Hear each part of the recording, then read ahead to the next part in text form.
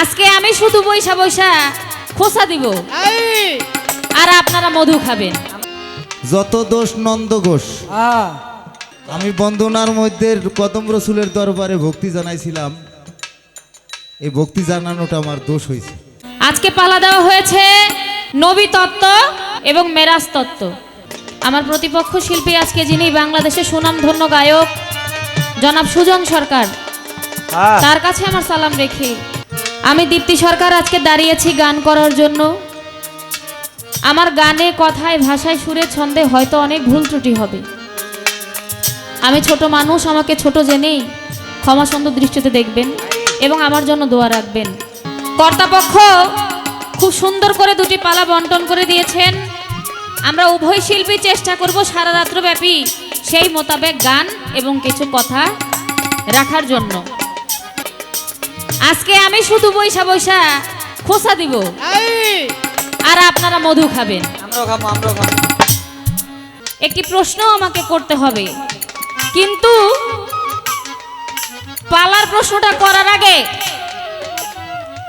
আমার মনের মধ্যে একটা প্রশ্ন জাগছে। কি প্রশ্ন? সেটা হলো আমার সুজন সরকার ভাই তার বন্ধনার মধ্যে বললেন বিভিন্ন অলিয়া উলিয়াদের সালাম দিতে গিয়ে বাবা কদম রসুলের দরবারেও সালাম জানিয়েছেন। কি বাবা শুনছেন না? কদম রসুল একজন অলি, এত বড় একজন মহান অলি, তিনি তার নামের উপাধি হলো কদম রসুল, অর্থাৎ রাসূল করিম সাল্লাল্লাহু আলাইহি সাল্লামের কদম মুবারক। নাকি বাবা বুঝতেছেন? সব জ্ঞানীশ্রোতা, সব জ্ঞানীশ্রোতা।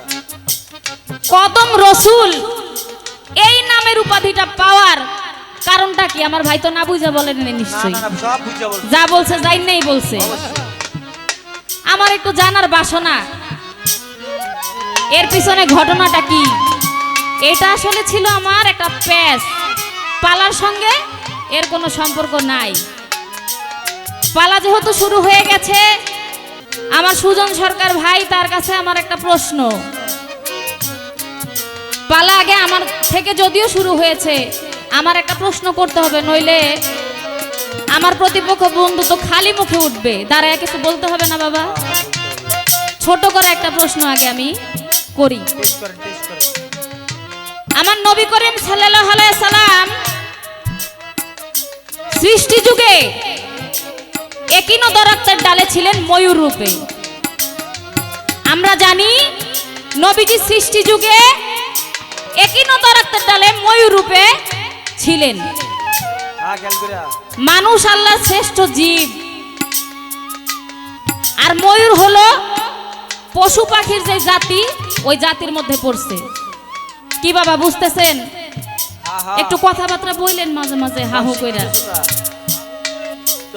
আমার নবীজি যাকে সৃষ্টি না করলে আমার মাওলা যে কিছুই সৃষ্টি করতেন না। সৃষ্টি যুগে আমার নবীজি ময়ূর রূপে ছিলেন। অন্য কোন রূপ আমার আল্লাহ নবীজিকে না দিয়ে এই ময়ূরের রূপটা কেন দিছিল? এই বেটা তুই জানোস পারবো না? না পারবো বেটা, না পারে বাইনা লই আইছে। না পারলে তুই দিস। সৃষ্টি যুগে আমার নবীজি ময়ূরের রূপ কেন ধারণ করেছিলেন? এর সঙ্গে আসলে কোনো ঘটনা আছে কিনা, এর ভাব অর্থটা আমরা বুঝতে চাই। ছোট করে একটি প্রশ্ন আমি শুরু করলাম, এরপর দেখি সুজন সরকার উইঠা কি বলে, তারপর দেখবো কোন দিকের বাতাস আজকে কোন দিক দিয়া যায়। যাও ফেরেশতা বলে চলে সাজাওয়া যাবে, যাও ফেরেশতা বলে সরকার আবুলের মিলনে ভালা আসিবে না কোনো বেলা, আবুলের মিলনে ভালা আসিবে না কোনো বেলা, আবুলের মিলনে ভালা আসিবে না কোনো বেলা, বিরহের এই জল ফেলা, বিরহের জল ভালা, বিরহের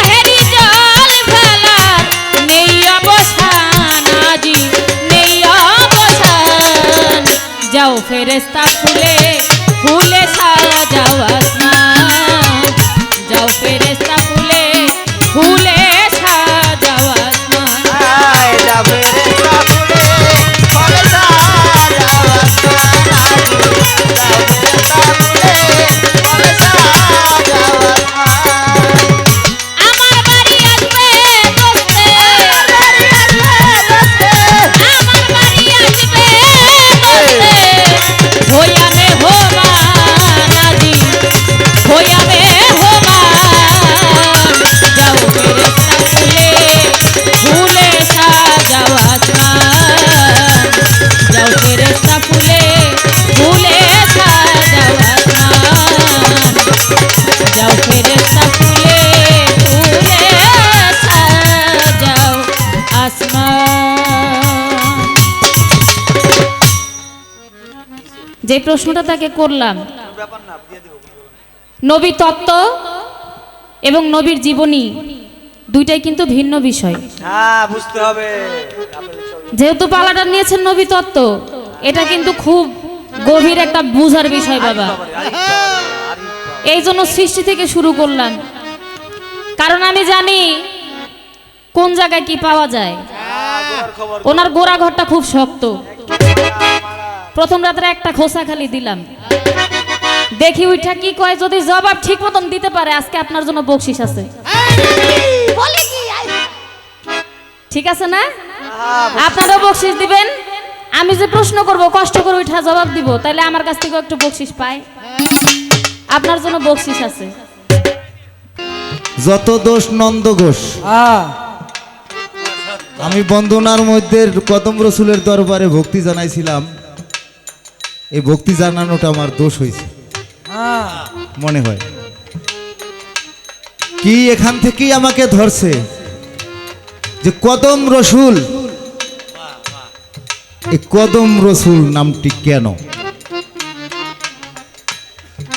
একটা পেঁয়াজ, আরেকটি হলো প্রশ্ন। সেই প্রশ্নটা হলো আমার রসুল সাল্লাল্লাহু আলাইহি সাল্লাম তিনি ময়ূর রূপ ধারণ করলেন কেন? কেন? কদম রসুল নাম কেন এটা আমি বলবো। আগে বইলা লই যে ময়ূর রূপ ধারণ করলেন কেন। আশরাফুল মাখলুকাত সর্বশ্রেষ্ঠ জীব হলো মানুষ।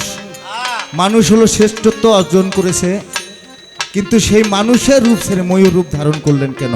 আপনারা জানেন পশু পাখি যাহা কিছু আছে এই পাখিদের মধ্যে সবচেয়ে সুন্দর হলো ময়ূর। ময়ূরের মতোই এত সুন্দর আর কোনো পশু পাখি দুনিয়ার বুকে আল্লাহ তাআলা সৃষ্টি করে নাই। আর আমার রসুল সাল্লাল্লাহু আলাইহি সাল্লাম তিনিও সৃষ্টিকুলের শিরোমণি।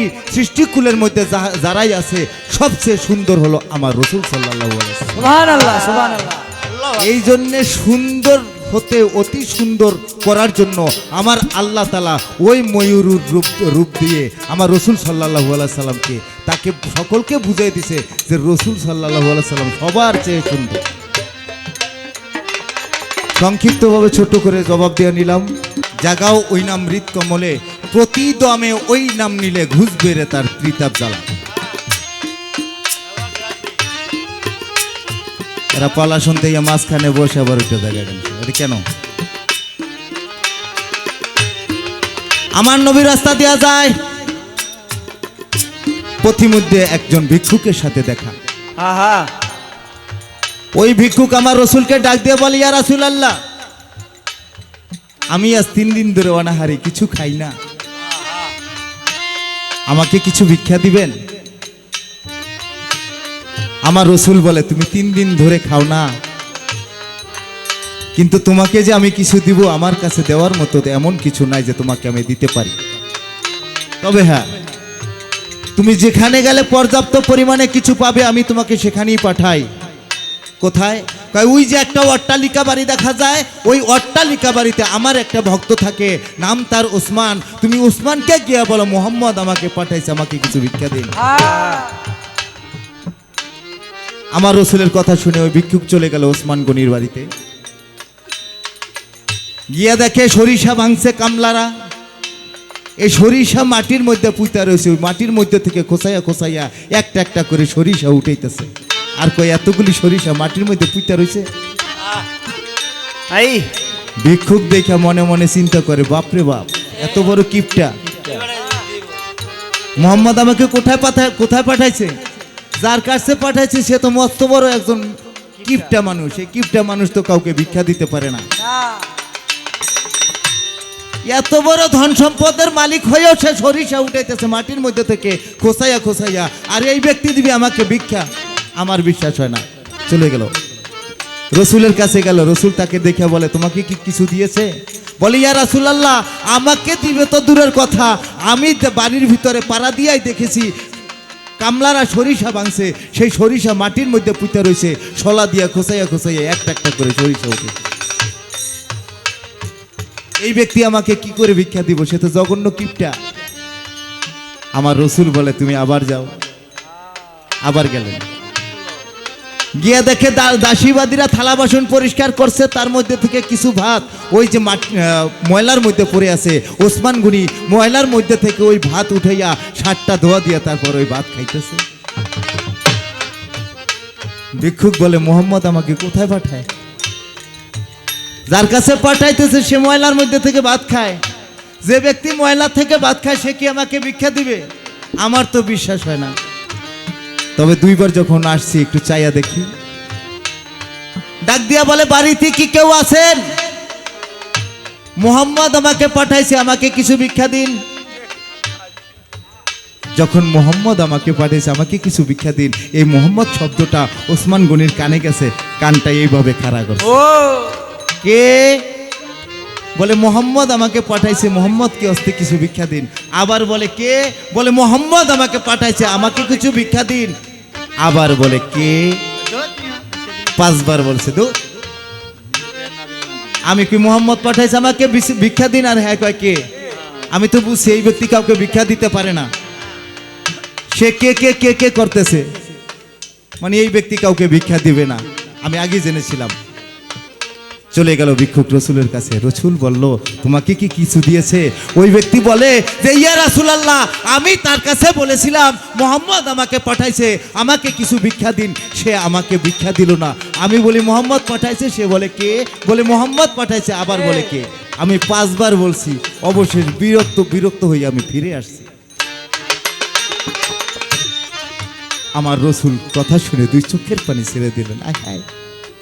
আমার এত ভালো একজন সাহাবা, আমি মুহাম্মদ সাল্লাল্লাহু আলাইহি সাল্লামের নাম শুনো, সে এই ভিক্ষুককে ভিক্ষা দিল না। মনে বড় কষ্ট, দাঁড়িয়ে দাঁড়িয়ে কাঁদতেছে। কিছুক্ষণ পরে চেয়ে দেখে, দূরের থেকে দেখা যায় 5টি উট আসতেছে। 5টি উটের পিঠে যেন কি যেন নিয়ে আসতেছে। ওসমান গনি আস্তে আস্তে আস্তে আস্তে আমার রসুলের কাছে আসলেন। রসুলকে দেখে যখন দেখলো 2 চোখ দিয়ে পানি পড়তেছে, ওসমান গনি জিজ্ঞাসা করে, ইয়া রাসূলুল্লাহ, আপনার চোখে পানি কেন? একটু বলেন তো, আপনি কি কোনো কষ্ট পেয়েছেন? আমার রসুল বলে, ওসমান, আমি জীবনে যত প্রকার দুঃখ পেয়েছি তার মধ্যে সবচেয়ে বড় দুঃখ হলো আজকে পেয়েছি আমি। বলে, কেন? বলে, এই ভিক্ষুককে পাঠাইছিলাম তোমার কাছে কিছু ভিক্ষা নেওয়ার জন্য, কিন্তু আমার নাম বলার পরও তুমি তাকে ভিক্ষা দিলে না, এই জন্য মনে বড় কষ্ট পেয়েছি।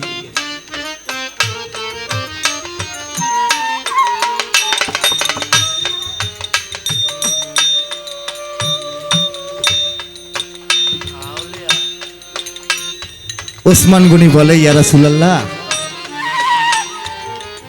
যেই মুহূর্তে গিয়া বলছে মোহাম্মদকে হস্তে কিছু ভিক্ষা দিন, ওই মুহূর্তে আমি যাই কাজ করি না কেন, আমি ওই মুহূর্তে ধ্যানে বর্জগে ছিলাম, আমার রসুলের ধ্যানে। যখন বলছে মোহাম্মদ আমাকে পাঠাইছে, আমাকে ভিক্ষা দিন, ওই মোহাম্মদ নামটা শুনে আমার যেন কর্ণকুহরের মধ্যে কত মধুর মতো লাগতেছে। ওই নামটি এত ভালো লাগতেছে ওর মুখ থেকে, এই জন্য বারবার শোনার জন্য ওর সাথে আমি ছলনা করেছি। ও বলছে যে মোহাম্মদ পাঠাইছে, আমাকে কিছু ভিক্ষা দিন, আর আমি বলছি, কে?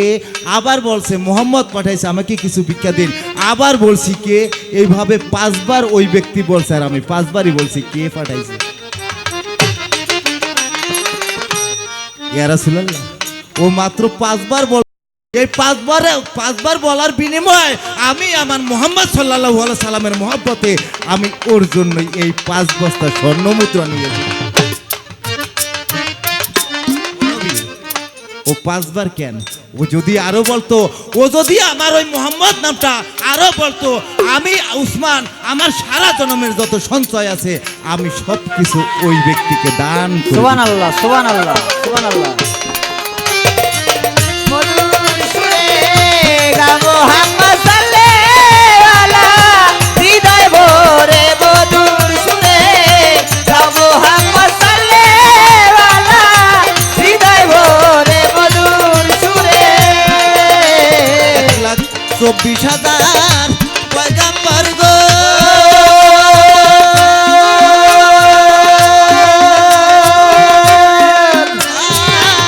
আয়া নফসি বলিবে যখন তো হাজার পয়গম্বর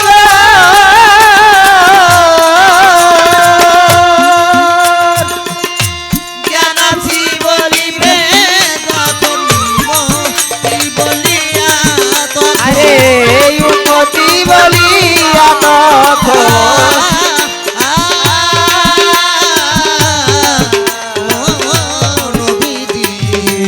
নবীজি মতি বলিয়া তখন ওই উন্নতি বলিয়া তখন মতি বলিয়া তখন কাঁদবে আমার রাসূলুল্লাহ হৃদয় ভরে মধুর সুরে দাও মুহাম্মদ সাল্লাল্লাহু আলাইহি হৃদয় ভরে মধুর সুরে আয় গা মোহাম্মদ সাল্লাল্লাহু আলাইহি, হৃদয় ভরে মধুর সুরে গা মোহাম্মদ সাল্লাল্লাহু আলাইহি, হৃদয় ভরে মধুর সুরে। রজব কাঁদে ওই নবীর প্রেমে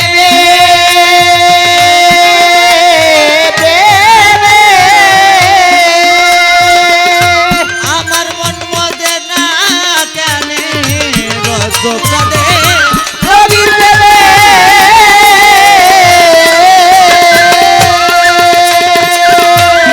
আমার মন মদে না কেন রে কীর্তি শেষের দিকে তাই আর কি হবে শেষের দিনে আর কি হবে শেষের দিকে দিন গেলে সন্ধ্যা বেলা হৃদয় ভরে মধুর সুরে মোহাম্মদ সাল্লাল্লাহু হৃদয় ভরে মধুর সুরে আয় গা মোহাম্মদ সাল্লাল্লাহু আলাইহি, হৃদয় ভরে মধুর সুরে গা মোহাম্মদ সাল্লাল্লাহু আলাইহি, হৃদয় ভরে মধুর সুরে। আস্তে কদম রসুল নামটি রাখলেন কেন?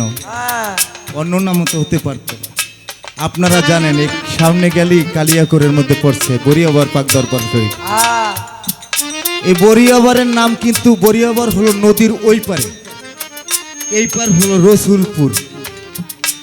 এই রসুলপুর নাম কেন? অন্য নামও তো হতে পারত। ওই গ্রামের নাম রসুলপুর কেন? এর কারণ হলো ওই গ্রামে রসুলের আওলাদগণ, রসুলের ব্লাডগণ, যতগুলি পীর মাশায়েখগণ আসছে সবাই হলো আওলাদে রসুল। সুবহানাল্লাহ। এই আওলাদে রসুল ওই গ্রামে আসছে বিদায় ওই গ্রামটার নামই হয়েছে রসুলপুর। আমরা অনেকে বলি বরিয়াবর পাক দরবার শরীফ, কিন্তু কদম রসুল, কদম রসুল কেন? আপনারা জানেন এই কদম রসুল কিন্তু তিনি বাংলাদেশের না, তার বাড়ি হলো বাগদাদ। তিনি বাগদাদ থেকে আসছে বাংলাদেশে ইসলাম প্রচার করার জন্য। তিনি হলেন আমার বড় পীরের ভক্ত ওই সিলসিলায়। বড় পীরের ভক্ত, তাহলে বড় পীরের ভক্ত কেন? কিভাবে বড় পীরের ভক্ত হলো? কিন্তু কদম রসুল কেন? আপনারা জানেন আমার রসুল সাল্লাল্লাহু আলাইহি সাল্লাম যখন মেরাজে রওনা দিবে, মেরাজে যাওয়ার সময় যে বোরাকের পৃষ্ঠে উঠছে, ওই বোরাকের পৃষ্ঠে তখন উঠতে পারে না। যখনই উঠতে পারে না, আমার রসুল সাল্লাল্লাহু আলাইহি সাল্লামের পায়ের নিচে দেখে একটা পাথর। আমার রসুল তো গায়েবের খবর জানেন, অন্তর্যামী। তিনি ওই পাথর দেখে বুঝতে পারলেন এটা কোনো পাথর নাই, এটা একজন মানুষ, মানুষের রুহু। সে পাথরের রূপ ধরে আসছে। ডাক দিয়া বলে, হে পাথর তুমি কে, তোমার পরিচয় বলো। ওই পাথর থেকে জবাব আসে, ইয়া রাসূলুল্লাহ আমি কোনো পাথর নই, আমি দুনিয়ার বুকে আপনার বংশে জন্মগ্রহণ করব, আমার নাম থাকবে আব্দুল কাদির। এই তো আপনি বোরাকের পৃষ্ঠে উঠতে পারেন না, এই কারণে আমি আমার সিনাটা আপনার এই পায়ের তলে দিই। সুবহানাল্লাহ সুবহানাল্লাহ। আমি তো চিন্তা করলাম এই তো সুযোগ যায় রসুলের চরণ স্পর্শ পাওয়ার, এই জন্যে আমার সিনাটা আপনার পায়ের তলে রেখে দিয়েছি, আপনার চরণ স্পর্শ আমি পেয়েছি, তাতে আমি ধন্য হয়ে গেছি। আমার রসুল সেদিন দোয়া করেছিল, হে আব্দুল কাদির, তুমি যে এত বড় কাজ করেছো, তুমি যে আমার পা তোমার কাঁধে নিয়েছো, পৃথিবীর বুকে তুমি থাকবে অলিদের সর্দার, তুমি আমার পা তোমার কাঁধে আর তোমার পা থাকবে সারা অলিদের কাঁধে। এই জন্যে বড় পীরের ভক্ত হলো কদম রসুল, ওই সিলসিলায় আসছে, যার জন্য তার নাম রাখছে কদম রসুল। ওই যে রসুলের কদম বড় পীর রাখছে, বড় পীর হলো তার মুর্শিদ, এই কারণে তার নাম হলো কদম রসুল। বাজাও। হৃদয় ভরে মধুর সুরে গা মোহাম্মদ সাল্লাল্লাহ, হৃদয় ভরে মধুর সুরে গা মোহাম্মদ সাল্লাল্লাহ, হৃদয় ভরে মধুর সুরে। এইবার আমি প্রশ্ন করি, শোনেন দীপ্তি সরকার, সুন্দরভাবে আসরে তাই আপনি জবাব করবেন সমাচার। কি মেরাজ আমার নবীর কাছে সুসংবাদ নিয়ে আসলেন, নবী ছিল উম্মুহানির ঘরে শোয়া অবস্থায়, আয়েশা জিব্রাইল আমিন নিয়ে আসলেন সুসংবাদ। আয়েশা বলে, ইয়া রাসূলুল্লাহ, আপনার মিলন চায়, আপনাদের জন্য সুসংবাদ আল্লাহ তাআলা পাঠাইছে। কি সুসংবাদ? আল্লাহ তাআলা আপনার মিলন চায়, আপনার জন্য মেরাজের সংবাদ নিয়ে এসেছে। সুবহানাল্লাহ। উঠলেন আমার রসুল, উঠলেন, উঠটা তাড়াতাড়ি পাগড়ি বাঁধলো, তাড়াতাড়ি অজু করলো, অজু করার জন্য পানি আনতে যায়, জিব্রাইলকে পাঠায়, কিন্তু পৃথিবীর সব জায়গায় তন্ন তন্ন করে খুঁজে কোথাও পানি পাইলেন না। আমার জানার দরকার, অবশেষ পানি পাইছিল কোথায়? তিনি অজু করলেন যে একটা। আমার রসুল তো পবিত্রর চেয়েও পবিত্র, তিনি হলেন পবিত্র। এই পবিত্র রসুলের আবার অজু করে পবিত্র হতে হবে কেন? এর মূলে কারণটা, হৃদয় ভরে মধুর সুরে গা মোহাম্মদ সাল্লাল্লাহ, হৃদয় ভরে গা মোহাম্মদ সাল্লাল্লাহ, হৃদয় ভরে মধুর সুরে মোহাম্মদ সাল্লেওয়ালা, হৃদয় ভরে মধুর সুরে গাও মোহাম্মদ সাল্লেওয়ালা, হৃদয় ভরে মধুর সুরে।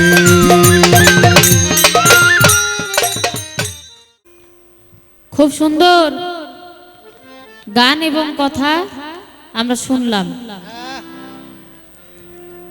সংস্কৃত ভাষায় একটা কথা আছে, যশা পরজ্ঞা নাস্তি তৎসত কিং করতি, লচনা ভেদবিহীন নানাশ্চ বাচালং কঙ্গং গেঙ্গায় গৃহীত বন্ধে প্রেমানন্দে মাধুবন।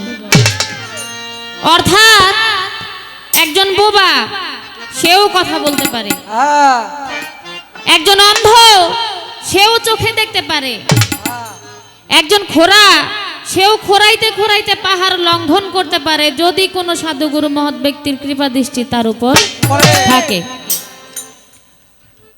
আজকে কর্তাপক্ষ যে সুন্দর একটি পালা আমাদের দিয়েছেন, যদি দয়াল ভান্ডারীর দয়া আমাদের উপর থাকে, আশা করি যেভাবে সুন্দরভাবে গান হচ্ছে এভাবেই আমরা সুন্দরভাবে রাত্রটা পার করতে পারবো।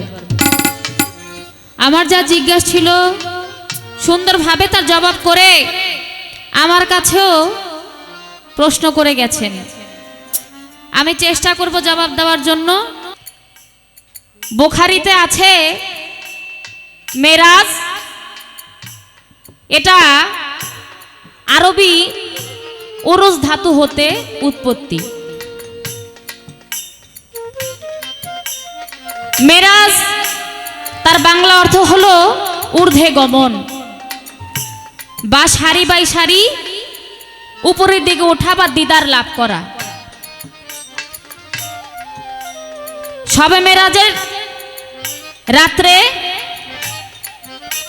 আমার আল্লাহ তাআলার পাক আমন্ত্রণে আমার নবীজিকে হযরত জিবরাইল আলাইহিস সালাম সেদিন গিয়েছিলেন মেরাজের দাওয়াত দিতে। জিবরাইল আলাইহিস সালাম যখন মেরাজের দাওয়াত দিতে গেলেন, গিয়ে দেখলেন আমার নবীজি ঘুমন্ত অবস্থায়। নবীজিকে ঘুমন্ত অবস্থায় দেখে জিবরাইল আলাইহিস সালাম কিছুক্ষণের জন্য চুপ হয়ে গেলেন, কারণ ঘুমন্ত অবস্থায় নবীজিকে ডাকা বারণ ছিল। আমার নবীজি কখন কোন হালে থাকে বলা যায় না, তাই জিবরাইল আলাইহিস সালাম সেই দিন একটি বিড়ালের রূপ ধারণ করে বিড়ালের জিহ্বা দিয়ে আমার নবীজির কদম মুবারকে চাটতে চাটতে আমার নবীজির ঘুম ভাঙিয়েছিলেন। বিড়ালের রূপ ধারণ কেন করলেন? পৃথিবীর বুকে যত পশু পাখি আছে সবচাইতে নরম জিহ্বা হলো বিড়ালের। বিড়ালের জিহ্বা দিয়ে চাটলেন কারণ আমার নবীজি যাতে ঘুম থেকে উঠতে কোনো কষ্ট না হয়। আমার নবীজি যখন ঘুম থেকে উঠলেন, ঘুম থেকে উঠে বসার পরে জিবরাইল আলাইহিস সালাম বললেন, নবীজি আমার মাওলা আপনার জন্য মেরাজের দাওয়াত পাঠিয়েছেন, আমাকে পাঠিয়েছেন আপনাকে নিয়ে যাওয়ার জন্য।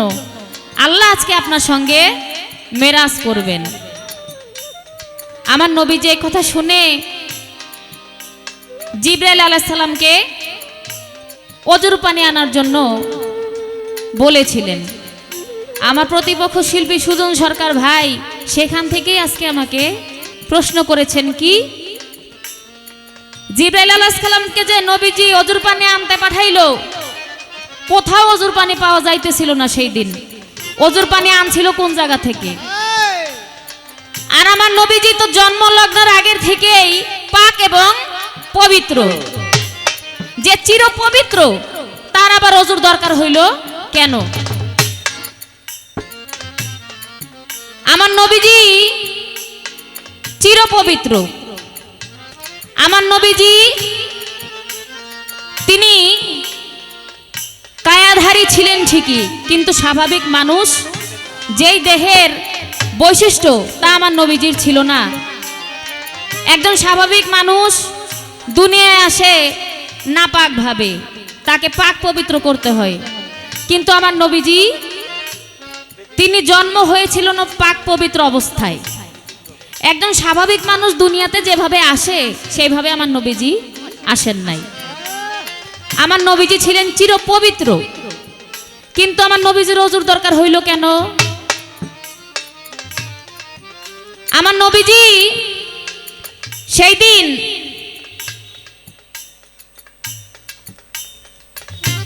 তিন রাকাত নামাজও পড়েছিলেন। ওই নামাজ পড়বেন বিধায় জিবরাইল আলাইহিস সালামকে বলেছিলেন অজুর পানি আনার জন্য। এই অজু আমার নবীজি করেছিলেন দুনিয়া থেকে তিনি যে ঊর্ধ্বে গমন করবেন আল্লাহর সঙ্গে দিদার লাভ করার জন্য। দুনিয়ার যত মোহ মায়া তা যেন আমার নবীজির সঙ্গে যাইতে না পারে। শারীরিক কোনো অপবিত্রতার জন্য আমার নবীজি সেদিন অজু করেছিলেন এমন না। অজু করার যখন জিবরাইল আলাইহিস সালামকে বলেছিলেন, জিবরাইল ভাই তুমি আমার জন্য গিয়ে অজুর পানি নিয়ে আসো, আমি অজু করব। জিবরাইল আলাইহিস সালাম এক পলকে সারা দুনিয়া সওয়ার করেও কোথাও পানি পায় নাই। শেষ পর্যন্ত চৌথ আসমানে চলে যায়। সেখানে গিয়ে দেখে একটা ঘর, ঘরের মধ্যে চিকন চাদর গায়ে দিয়ে একটা ব্যক্তি ঘুমায় আছে। ওই চাদরের ফাঁক দিয়া তার একটা কনিষ্ঠ আঙ্গুল বাহির করা, ওই কনিষ্ঠ আঙ্গুল দিয়ে নহরের মতো পানি বয়ে যাচ্ছে। ওই পানি দিয়ে সেই দিন পৃথিবীতে যত নদী নালা সাগর ছিল সব ভাইসা গেছিল। আমার জিবরাইল যখন এই অবস্থা দেখে কাছে গিয়ে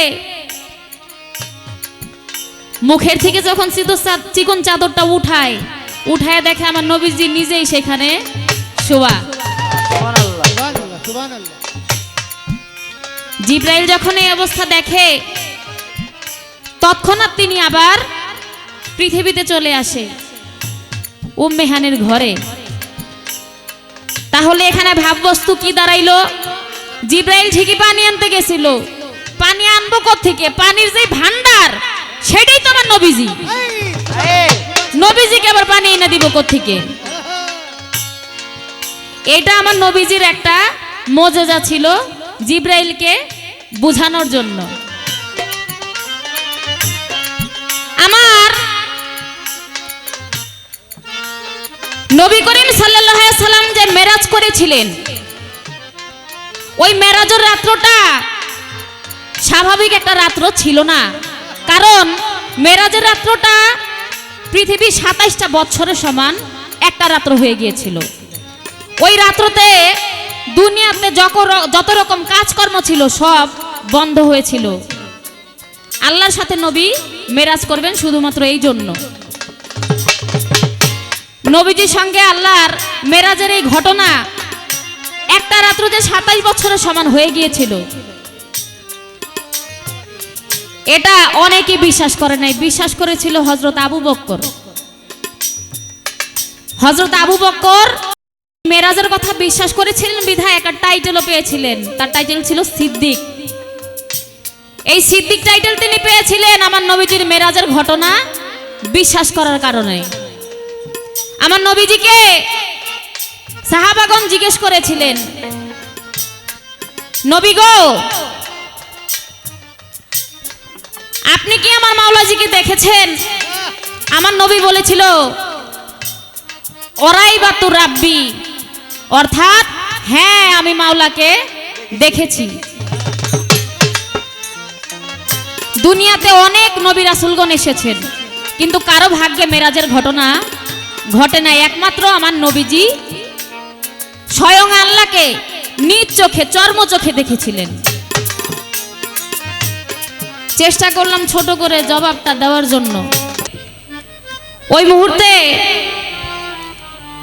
ফেরেশতাগণকে আল্লাহ নিজে একটা কবিতা লিখে দিয়েছিলেন এবং ফেরেশতাগণকে বলেছিলেন, তোমরা গিয়ে এই কবিতাটা পাঠ করো। ওই কবিতাটা কি?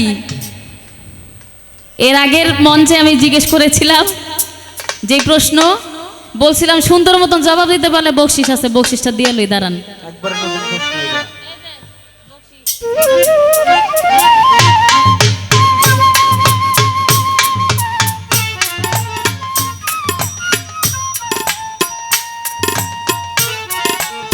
আজকে ভান্ডারটা ভালো পাইছি, এই জন্য আস্তে আস্তে কঠিনের দিকে যাইতে হবে। আমার আল্লাহ ফেরেশতাগণকে একটা কবিতা লিখে দিয়েছিল পাঠ করার জন্য। বলেছেন, আমার নবী দুনিয়ায় আসতেছে, তোমরা গিয়ে এই কবিতাটা পাঠ করো। ওই কবিতাটা কি জানলে বইলেন, বলতে পারলে এর চাইতে বড় বকশিস আছে। কি ঠিক আছে না বাবা? ছোট করে একটা প্রশ্নই করলাম। আমি প্রশ্নের জবাব দিয়েছি, এজন্য আমাকে 200 টাকা পুরস্কার করছে। আরো দিব। যদি বিপদে পড়তাম, যদি জবাব দিতে না পারতাম, তাহলে তো আমার ইজ্জত সব শেষ হয়ে যেত। তো যাই হোক, ধন্যবাদ জানাচ্ছি। তারপরও যে দেওয়ার মন আছে। এবার আমার কাছে প্রশ্ন রাখছে, এত কঠিন একটা প্রশ্ন যে আমার রাসূল সাল্লাল্লাহু আলাইহি সাল্লাম দুনিয়ার বুকে পদার্পণ করলেন, জন্ম নিলেন। আল্লাহ তাআলা জিব্রাইল আলাইহিস সালামের মাধ্যমে একটা কবিতা পাঠিয়েছিলেন। সেই কবিতাটা সকল ফেরেশতারা মিলে পাঠ করেছিল। সেই কবিতাটা কি? আপনারা জানেন শেখ সাদী রহমাতুল্লাহ আলাইহি 4টি লাইনের একটা কবিতা লিখেছিলেন। কি? বালাগাল উলা বিকামালিহি কাসাফাত দুজা বিজামালিহি হাসানাত জামিউ খিসালিহি সাল্লু আলাইহি ওয়া আলিহি। এই 4টি লাইন কবিতা লিখে আমার শেখ সাদী রহমাতুল্লাহ আলাইহি ঘুমাইছে।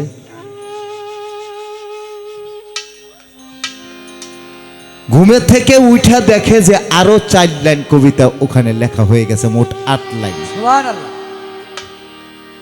কি সেটা? মোহাম্মদন বাশারুন লাকাল বাশার বালহু আকুতাত নন নাসুকাল হজর লায়ুম কেন সানাউ কামা কানা হাক্কুহু বাদাস খুদা বুজুর্গ তুই কিসা মুক্তুছুর। ঘুমের থেকে উঠে যখন এই 4টি লাইন কবিতা অনায়াসে আল্লাহ তাআলা নিজে হাতে অনায়াসে লিখে দিলেন, ওই কবিতাটা দেখে শেখ সাদী রহমতুল্লাহ আলাইহি আল্লাহ তাআলার কাছে শুকরিয়া জ্ঞাপন করলেন। এই শেখ সাদী রহমতুল্লাহ আলাইহিকে আল্লাহ তাআলা বলে, শেখ সাদী তোমাকে আমি বিনা হিসাবে জান্নাত দান করলাম, বেহেশতের মেহমান বানাই দিলাম। শেখ সাদী বলে কি আলহামদুলিল্লাহ।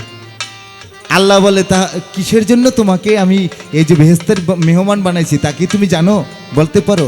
কয় আল্লাহ, আমি নামাজ রোজা করেছি, এই কারণে হয়তো আমাকে তুমি বেহেশত দিয়েছো।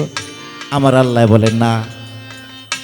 কয় তাহলে আমি রোজা হজ করেছি, জাকাত দিয়েছি, মানুষের সাথে ভালো ব্যবহার করেছি, এই কারণে হয়তো দিয়েছো। আল্লাহ বলে তাও না। শেখ সাদী রহমতুল্লাহ আলাইহি বলে, তাহলে কিসের কারণে আমাকে জান্নাত দিয়েছো? আমার আল্লাহ বলে, শেখ সাদী তুমি আমার রাসূল করিম সাল্লাল্লাহু সাল্লাতু সাল্লামের নামে যে 4টি লাইন কবিতা লিখেছো, বালাগাল উলা বিকামালিহি কাসাফাত দুজা বিজামালিহি হাসানাত জামিউ খিসালিহি সাল্লু আলাইহি ওয়া আলিহি, এই জন্যই আমার রাসূলের মহব্বতে আমি তোমাকে বিনা হিসাবে জান্নাতের মেহমান বানাই। ওই কবিতার 4টি লাইন আমার আল্লাহ তাআলা সেদিন ফেরেশতার হাতে তুলে দিয়েছিল। ফেরেশতারা আমার রাসূল যখন জন্ম নেওয়ার সঙ্গে সঙ্গে 70,000 ফেরেশতারা মিলে এবং সকলেই মিলে আমার আল্লাহ তাআলা নিজে সহকারে সেদিন ওই কবিতাটা পাঠ করেছিল। আগে বইলা দিয়ে নিলাম, এবার একটি গান।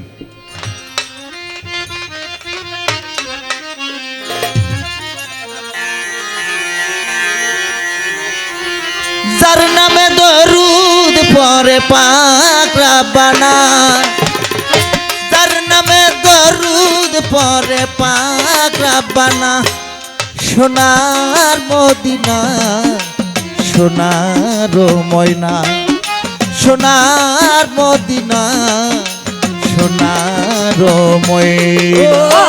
যার নামে দরুদ পড়ে পাক রাব্বানা, যার নামে দরুদ পড়ে পাক রাব্বানা, সোনার মদিনা সোনার ময়না সোনার মদিনা। মুহাম্মদের নামে আছে মধু, মুহাম্মদের নামে আছে মধু, মুহাম্মদের নামে আছে জাদু, মুহাম্মদের নামে আছে জাদু, মুহাম্মদের নামে কত মধু, মুহাম্মদের নামে কত জাদু। ওই নামের সাথে কার হয় না তুলনা, ওই নামের সাথে কারো হয় না তুলনা, ওই নামের সাথে কার হয় না তুলনা। সোনার মদিনা সোনার ময়না, সোনার মদিনা সোনার ময়না। ও জান্নাতে দুরুদ পড়ে পাক রাব্বানা, জান্নাতে দুরুদ পড়ে হয় না তুলনা, সোনার মদিনা সোনার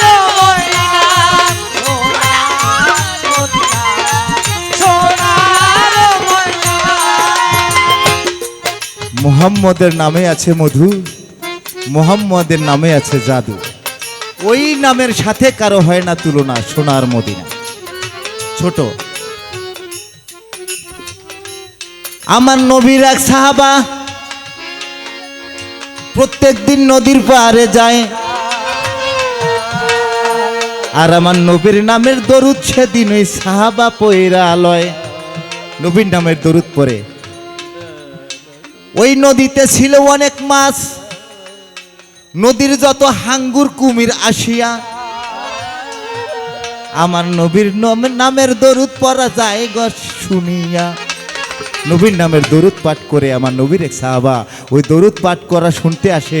নদীর যত হাঙ্গর কুমির এবং জলপ্রাণী মাছ সবাই আসে নবীর নামের দরুদ পাঠ করে শুনতে। ওর মধ্যে ছিল একটা রোগা মাছ। ওই মাছটা নবীর নামের দরুদ শিখিয়া ওই মাছটা নিজেও দরুদ পড়া শুরু করলো। শুনেন মন দিয়া, নিজেও দরুদ পড়া শুরু করলো, শিখলো।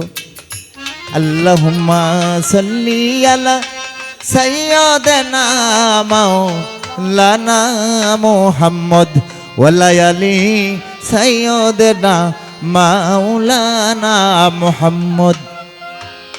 যখন এই দরুদ পড়তে পড়তে পড়তে পড়তে থাকে ওই মাছটা পড়তে পড়তে পড়তে পড়তে ওই রোগা মাছটা একেবারে রোগ থেকে মুক্তি পেয়ে গেলেন, ভালো হয়ে গেল।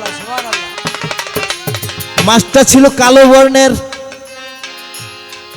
ওই মাছটা দরুদের ফজিলাতে গেছে সুন্দর হইয়া, সোনালী রঙের হইয়া গেল ওই মাছটা ভাইয়া, সোনালী রঙের হয়ে গেল। একদিন এক জেলে মাছ ধরতে যায়, আর ঝাঁকি জাল দিয়া যখন নদীতে খেও দেয়, ওই জেলের সাথে ওই মাছটা উঠিয়া আসিল। মাছটা দেখে ওই জেলে বড় খুশি হইল, বড় খুশি হলো। এত সুন্দর মাছ আমার জীবনও দেখি নাই, এত সুন্দর মাছ। সারা জীবন মাছ ধরেছি, বাজারে বিক্রি করেছি, আজকেই এই সুন্দর মাছটা আমি আর বিক্রি করব না, এটা তেলে ভাইজা তারপরে খাবো। জেলে সঙ্গে সঙ্গে বাড়িতে চইলা যায়। বাড়িতে যাইয়া তাহার স্ত্রীকে ডাইকা ডাইকা কয়, ও বিবি, সারা জীবন মাছ ধরেছি, বাজারে বিক্রি করছি, আজকে এই মাছটা বাজারে বিক্রি করব না, আমি গোসল দিতে যাই, এই মাছটা তুমি তেলে ভাইজা তারপর রাইখা দাও, আমি গোসল সাইরা আইসা তারপরে এই মাছ দিয়ে ভাত খাবো। জেলে গেল গোসল করতে, তার স্ত্রী বডি লইয়া বডির মধ্যে খালি মাছ খালি এরকম পোতাইতেছে, গেতুর গুতুর করতেছে, কিন্তু মাছ আর কাটে না, মাছ কাটে না। এদিকে জেলে গোসল সাইরা বাড়িতে আসিল। আইসা তাহার স্ত্রীকে চাইয়া দেখে মাছ নাই আর কাটিল, মাছ আর কাটে না। এ বিবি, আমি বলেছিলাম না এই মাছটা তুমি বডিতে কাইটা তারপর এটাকে তেলে ভাজো, আমি এই মাছ দিয়ে ভাত খাবো, তোমার এখনো মাছ কাটা হয় নাই। বিবি ডাক দিয়া কয় যে জেলে ভাই, তুমি কি মাছ আনছো, এই মাছ তো বডিতে কাটে না। কি কয়, মাছ বডিতে কাটে না, তুই কাটতে পারোস না, আমার কাছে দে। ওই জেলে ওই মাছটা নিজের হাতে লইয়া বটির উপরে দিয়া যখন লইবে কাটিয়া, যখন কাইটা নিব, দেখে যে এইভাবে করতেছে কিন্তু মাছ আর কাটে না। জেলের গোসাইয়া কইতেছে, মাছ রে, তোকে কি আমি কাটতে পারবো না? তুই যদি না কাটস তাইলে আমি তোকে তাজা মাছ এই তেলে ভাইজা তারপরে খাবো। মাছ আর কাটলো না। চুলার উপরে গরম তেল বসাইয়া রাখিল। ওই তেলটা সঙ্গে সঙ্গে টকবক করিতে লাগিল, টকবক করতে লাগলো। ফুটন্ত তেলের মধ্যে ওই তাজা মাছ ছাইরা দিছে। যখন ওই তাজা মাছ ছাইরা দিছে, তেলের মধ্যে পইরাও ওই মাছ সাঁতার কাটে। জেলে বলে, মাছ রে, তুই সত্যিকারে বলতো, আসলে তুই কি মাছ না কোনো দেও ভূত বলতো? মাছ আল্লাহকে ডাক দিয়ে বলে, মাওলা রে, তুমি আমার একটু জবানটা খুলে দাও, আমি এই জেলের সাথে দুইটা কথা বলবো। আল্লাহ তাআলার কুদরতে মাছের জবান খুলে গেল। মাছ বলে, জেলে ভাই, তুমি আমাকে বটি দিয়া কাটতে চাও, আমি বটিতে কাটি না। তুমি আমাকে আগুন দিয়ে পুড়তে চাও, আমি আগুনে পুড়ি না। কেন জানো? কেন? কয়, আমি আমার মধ্যে আছে যে নবীর নামের দরুদ, আমার মধ্যে আছে নবীর নামের দরুদ। এই নবীর নামের দরুদ পড়তে পড়তে পড়তে পড়তে আমি এমনই হয়ে গেছি, ওই দরুদের ফজিলতে এখন আমি বডি প্রুফ হয়ে গেছি, তাই আমি বডিতে কাটি না। আমি আগুন প্রুফ হয়ে গেছি, আমি আগুনে পুড়ি না। পৃথিবীর এমন কোনো আগুন নাই যে আগুন দিয়ে আমাকে পুড়তে পারে, পৃথিবীর এমন কোনো বটি নাই যে বটি দিয়ে আমাকে কাটতে পারে, কারণ আমার মধ্যে আছে নবীন নামের দরুদ। জেলে বলে ভাই, যেই নবীন নামের দরুদ পড়লে আগুনে পুড়ে না, বটিতে কাটে না, আমাকে একবার শিখাবি ওই নবীন নামের দরুদ? মাছ বলে নিশ্চয়ই শিখাবো, তোমরা পড়ো। আল্লাহুম্মা সাল্লি আলা সাইয়্যিদিনা মাওলানা মুহাম্মদ ওয়া আলি সাইয়্যিদিনা মাওলানা মুহাম্মদ। নবী যদি দিত পাখা বানাইয়া, আমি উইরা যাইয়া পড়তাম সোনার মদিনায়। আল্লাহুম্মা সাল্লি আলা সাইয়্যিদিনা মাওলানা মুহাম্মদ ওয়া আলি সাইয়্যিদিনা মাওলানা মুহাম্মদ। যার নামে দুরূদ পড়ে, যার নামে দুরূদ পড়ে, পাক রব্বানা সোনার ময়না, সোনার মদিনা, সোনার ময়না, সোনার মুহাম্মদ মুন্ন ইয়েনের মন, মুহাম্মদ নয়নের মনি, মুহাম্মদ মরি দয়ের খনি, মুহাম্মদ হৃদয়ের খনি, মুহাম্মদ মুন্ন ইয়েনের মনি, মুহাম্মদ মরি দয়ের খনি। দুস্থ বলে আল্লাহ যারে করলেন ঘোষণা, দোষ বলে আল্লাহ তাকে করলো ঘোষণা। ইয়া নবীজি, ইয়া নবী, দুস্থ বলে আল্লাহ যারে করলেন ঘোষণা, দোষ বলে আল্লাহ তাকে করলো ঘোষণা।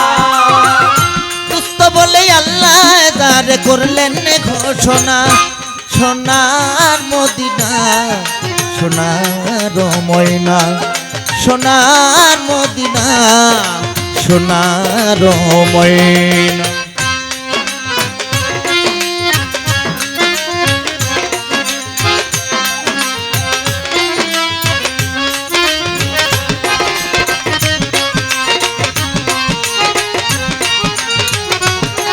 সোনার মদিনা, সোনার মদিনা, সোনার মদিনা, সোনার মদিনা।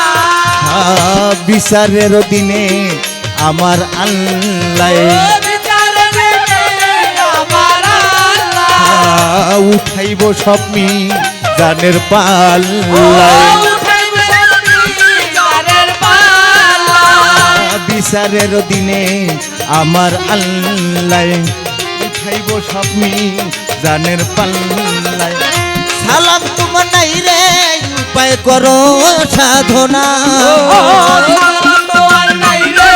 উপায় করো সাধনা। সালাম তোমার নাই রে উপায় করো সাধনা। সোনার মদিনা, সোনার ময়না, সোনার মদিনা, সোনার ময়না। যার নামে দুরূদ পড়ে পাক রব্বানা, যার নামে দুরূদ পড়ে পাক রব্বানা, সোনার ময়না, সোনার মদিনা, সোনার ময়না। এইবার আমি প্রশ্ন করি, আমি যেন জবাব আপনার কাছে পাই। সুন্দরভাবে আমার প্রশ্নের জবাবে একটু চাই। কি আমার নবী বুরাকেই উঠলেন মেরাজে যাওয়ারও লাগিয়া, বোরাক ছাইরা দিলেন, ওই বোরাকু আস্তে আস্তে উপরে যাই উঠিয়া। বোরাক আস্তে আস্তে উপরে উঠতে লাগলেন। যাইতে যাইতে ওই বোরাকটা কিছু দূরে গেল, আর হঠাৎ করে একটা তীর আসিয়া ওই বোরাকের পায়েতে লাগিল। অনেক দূরে চলে যায় বোরাক, হঠাৎ করে একটা তীর আসিয়া বোরাকের পায়ে লাগলো। বোরাকটা একটা জায়গায় থামলেন। আমার নবী করিম সাল্লাল্লাহু সাল্লাম ওই বোরাকের উপর থেকে ওখানে নামলেন, নাইমা কি যেন একটা কাজ করলেন। আমার জানার দরকার, কার এত বড় সাহস নবীর গায়ে বোরাক মারে, তীর মারে। নবীর গায়ে লাগে নাই, কিন্তু লাগছে বোরাকের গায়ে। এর মূলে কারণ কি? ওই ব্যক্তি কে যে তীরটা মেরেছিল তার নাম কি? নবী ওখান থেকে নামিয়া কোথায় গিয়েছিল?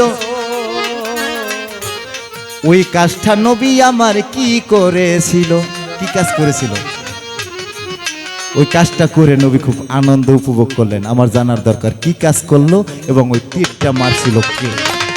ও যার নামে দুরূদ পড়ে পাক রাব্বানা, যার নামে দুরূদ পড়ে পাক রাব্বানা, সোনার মদিনা, সোনার মদিনা, সোনার মদিনা, সোনার মদিনা। বিচারের দিনে আমার আল্লাহ বিচারের দিনে আমার আল্লাহ উঠাইব স্বপ্নি জানের পাল্লায়। উঠাইবে স্বামী জানের পাল্লায়। বিচারের দিনে আমার আল্লাহ উঠাইব স্বপ্নি জানের পাল্লায়। সালাম তোমার নাই রে উপায় করো সাধনা, সালাম তোমার নাই রে উপায় করো সাধনা, সালাম তোমার নাই রে উপায় করো সাধনা। সোনার মদিনা সোনার ময়না, সোনার মদিনা সোনার ময়না। যার নামে দুরূদ পড়ে পাক রাব্বানা, ও যার নামে দুরূদ পড়ে পাক রাব্বানা, সোনার মদিনা, সোনার মদিনা, সোনার মদিনা, সোনার মদিনা। যার নামে দরুদ পড়ে পাক রাব্বানা, ও যার নামে দুরূদ পড়ে পাক রাব্বানা, যার নামে দরুদ পড়ে পাক রাব্বানা। সোনার মদিনা সোনার ময়না, সোনার মদিনা সোনার ময়না, সোনার মদিনা সোনার ময়না। আমার যা জিজ্ঞাসা ছিল আমাকে জবাব দিয়ে আমার কাছেও একটি প্রশ্ন করে গেছেন। প্রশ্নটা কি? আমার নবীজি যখন মেরাজে যান, মেরাজে যাওয়ার জন্য যখন বোরাকে চড়েন, বোরাকটা যখন আস্তে আস্তে উপরের দিকে যায়, এমন সময় বোরাকের পায়ে একটা তীর লাগে। ওই তীরটা লাগার সঙ্গে সঙ্গে আমার নবীজি বোরাক থেকে নেমে দাঁড়িয়ে গেলেন এবং একটা কাজ করছিলেন। ওই যে বোরাকের তীরটা মারলো, এই তীরটা মারছিল কে, কেন মারছিল, এবং আমার নবীজি বোরাক থেকে নেমে কি করেছিলেন? এইটা তার জিজ্ঞাসা, জবাবটা আগেই দেই। আমার নবীজি প্রায় সময়ই ইয়েমেনের দিকে ঘুরে দাঁড়িয়ে থাকতেন, এক দৃষ্টিতে ইয়েমেনের দিকে তাকিয়ে থাকতেন। কারণ কি? সেখানে ছিলেন আমার নবীর একজন ভালোবাসার মানুষ। সে কে? সে ছিলেন ওয়াসকরণী পাগল। আমার নবীজি যখন ওয়াসকরণী পাগল যেখানে থাকতেন সেই দিকে মুখ করে দাঁড়িয়ে থাকতেন, তৎমুহূর্তে মা আয়েশা সিদ্দিকা প্রায়ই জিজ্ঞেস করতেন, নবী গো আপনাকে প্রায় সময় দেখে আপনি এই দিকে মুখ করে তাকিয়ে থাকেন, এর কারণটা কি একটু বলবেন? ছোট, আমার নবীজি বলেছিলেন আমি এই দিকে মুখ করে দাঁড়িয়ে থাকি, তার কারণ হলো এই দিক থেকে আমার বন্ধু যে থাকে তার একটা সুঘ্রাণ আমার গায়ে লাগে, আমার নাকে আসে, তখন আমার মনটা শীতল হয়ে যায়। এই দিকে আমার বন্ধু থাকে, তাই ওই দিকে যখন আমি মুখ করে তাকিয়ে থাকি আমার ভিতরটা শান্ত হয়ে যায়। সেদিন আমার নবীজিকে জিজ্ঞেস করেছিলেন আপনার বন্ধু কে? আমার নবীজি বলেছিলেন সে আর কেউ নয়, ওয়াসকরণী পাগল। আমার নবীজি কখনো ওয়াসকরণী পাগলাকে দেখে নাই, চর্ম চোখে তাদের দেখা কখনো হয় নাই, ওয়াসকরণী পাগলও কখনো আমার নবীজিকে দেখে নাই, কিন্তু আত্মায় আত্মায় তাদের একটা প্রণয় সুদ বাঁধা ছিল। আমার নবীজি যখন মেরাজের জন্য বোরাকে চড়ে উপরের দিকে উঠতে থাকে, বোরাক যখন অনেক উপরে চলে যায়, ওই সময় ওয়াসকরণী পাগল ধ্যান বর্জকে দেখে আমার নবীজি মেরাজে যাচ্ছেন, উপরের দিকে আস্তে আস্তে উঠতেছেন। ওয়াসকরণী পাগল রুহানি ভাবে একটি হাত দেয়, ওই হাতটাই সেদিন তীরের মতো গিয়ে বোরাকের পায়ে লেগেছিল। বোরাকের পায়ে যখন লাগে আমার নবীজি বুঝতে পারে এই তীরটা তো আর কোনো তীর না, আমার যে বন্ধু তার মন থেকে যে হাক আসছে সেই হাকের তীর এসে আমার বোরাকের পায়ে লাগছে। আমার নবীজি সঙ্গে সঙ্গে বোরাক থেকে নেমে যায়, বোরাক থেকে নেমে সেই ইয়েমেন শহরের দিকে, যেই দিকে ওয়াসকরণী পাগল থাকে, নিজের জুব্বা মুবারকটা খুলে বক্ষটা সামনে বাড়িয়ে দিয়ে খালি গায়ে কিছুক্ষণ দাঁড়িয়েছিলেন।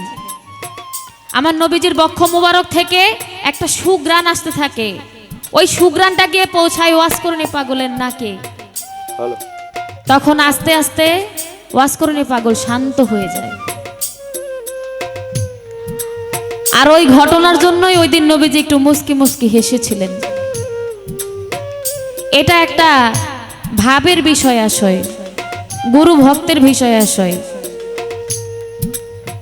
এটা একটা ভালোবাসা। আমরা দুনিয়াবি ভাবে যেভাবে ভালোবাসি একে অপরকে, এই ভালোবাসা ওই রকম না। ওয়াসকরণী পাগল ঠিক ওইভাবে নবীজিকে ভালোবেসেছিলেন। আমি চেষ্টা করলাম ছোট করে জবাবটা দেওয়ার জন্য। আজকে দীপ্তি সরকার অনেক চমৎকার চমৎকার প্রশ্ন করছে, এগুলো কিন্তু বড় শিল্পীরাও করে না। না না, কোনো সময় শুনি নেই, জীবনেও না। জীবনও শুনো নাই, আমিও তো শুনি নাই, তুমি শুনবো কেমনে? কারণ রসুল সাল্লাল্লাহু আলাইহি সাল্লামের জন্মের আগে এক ব্যক্তিকে মুরিদ করেছিল। এটা কি করে সম্ভব? ওই ব্যক্তিকে, তার নাম কি? আগে প্রশ্ন করছে জীবনী থেকে, এখন আবার করছে জন্মের আগে থেকে। মানে কালিদাস পণ্ডিত স্কুলে একটু দেরি করে যায় প্রত্যেক দিনই। একদিন মাস্টার কইতেছে, কয় কালিদাস প্রত্যেক দিনই তুমি স্কুলে আসতে দেরি করো, কারণ কি? কয় স্যার আর কইেন না, আজকে চিন্তা করছি আজকে একটু আগের ভাগই যাব স্কুলে, কিন্তু রাস্তায় যখন বাইরে এসি এত বৃষ্টি হয়েছে, বৃষ্টি হইয়া রাস্তায় এমন পিছলা হওয়া হয়েছে, সামনে এক পাও দিই দুই পাও পিছনে যায়, সামনে এক পাও দিই দুই পাও পিছনে যায়, এই জন্য দেরি হয়েছে। কয়েছে সামনে এক পাও দিলে দুই পা পিছনে গেলে স্কুলে আসলা কেমনে? তাহলে তো বাড়ির দিকে যাওয়ার কথা। যখন দেখছি যে সামনে এক পাও দিলে দুই পাও পিছনে যায়, তখন ঘুরে বাড়ির দিকে রওনা হয়েছি। বাড়ির দিকে এক পাও দিই দুই পাও পিছনে স্কুলের দিকে যায়, এইভাবে পিছাইতে পিছাইতে পিছাইতে পিছাইতে তারপর স্কুলে আসছি, এই জন্য দেরি হয়ে গেছে। আজকে দীপ্তি সরকার অনেক চমৎকার প্রশ্ন করতেছে, কিন্তু ওই যে পিছাইতে পিছাইতে পিছাইতে পিছাইতে যাইতেছে। আমার নবী করিম সাল্লাল্লাহু সাল্লাতু সাল্লামের 1000 বছর আগে জন্ম নিয়েছিল, নাম তার তুব্বা বাদশা। তিনি তৌরিদ গ্রন্থ পড়তেন, তরিত গ্রন্থ পড়তেন। ওই তরিত গ্রন্থের মধ্যে পেয়েছে যে আখিরি জামানার একজন পয়গাম্বর আসবে, নাম থাকবে তার মোহাম্মদ, তার পিতার নাম আব্দুল্লাহ, মায়ের নাম আমেনা, বংশ থাকবে কুরাইশ, দাদার নাম আব্দুল মোতালিব। 90 বছর আয়ু নিয়ে দুনিয়ার বুকে আসবে, 63 বছর দুনিয়ায় কাটাবে, 27 বছর তার মেরাজে চলে যাবে। তিনি হলেন সর্বশ্রেষ্ঠ নবী, নবীরও নবী, গাছের নবী, মাছের নবী, সৃষ্টি জগতের সকল কিছুর নবী হযরত মুহাম্মদ সাল্লাল্লাহু আলাইহি সাল্লাম। তখনই তিনি মনে মনে তাকে ভালোবেসেছেন। তিনি মনে মনে আক্ষেপ করেছেন, মাওলা আমি যদি ওই নবীর আমলে জন্ম নিতাম তাহলে আমি ওই নবীর উম্মতি ছায়াতলে, উম্মতি মুহাম্মদের ছায়াতলে আমি থাকতাম। মাওলা আমি তো তার দেখা পাবো না, কারণ আমার 1000 বছর পরে তার জন্মগ্রহণ হবে, দুনিয়ার বুকে আসবে। এই জন্য আমি তোমার কাছে তাকে চেয়ে নিলাম, আমি যেন ওই নবীর উম্মতি মুহাম্মদের ছায়াতলে যেন থাকতে পারি। এই জন্য মনে মনে ভালোবেসেছে, মনে মনেই তার কাছে মুরিদ হয়েছে।